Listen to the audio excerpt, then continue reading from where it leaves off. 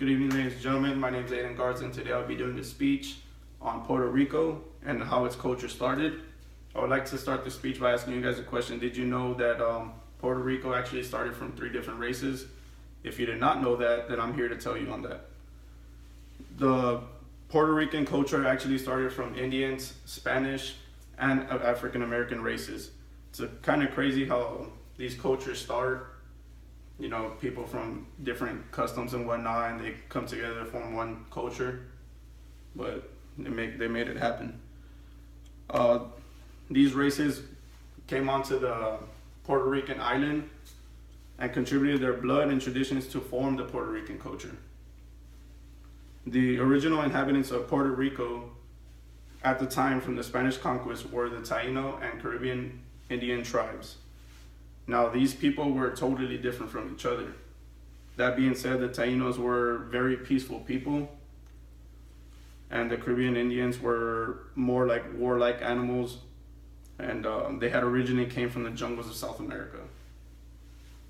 The Spanish colonists who came to the island belonged to the white or Caucasian race, a blend of various white sub-races with Mediterranean characteristics of dark hair and dark eyes. They came to the island hoping to find riches and whatnot, and they had heard of reports of gold and rich vegetation being there, so that's what brought them onto the Puerto Rican. The third group of inhabitants of Puerto Rico were the Africans.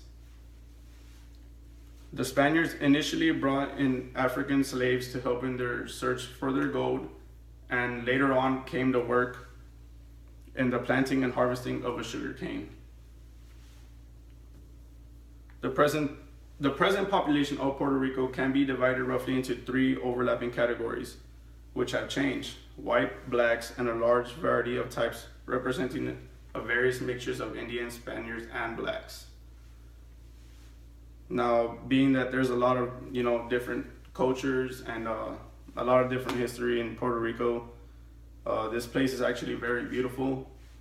Puerto Rico is actually a tropical island that's directly in the path of the winds. These tropical conditions account for its tropical rainforest and tropical wet and dry climates. There's not much differences in Puerto Rico when it comes to seasons.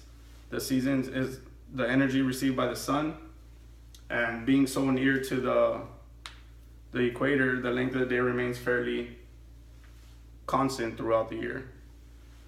So this is my speech on a little bit of history and culture of Puerto Rico. I hope you guys now have a little bit more understanding on how the culture started, and that wraps up my speech. Thank you.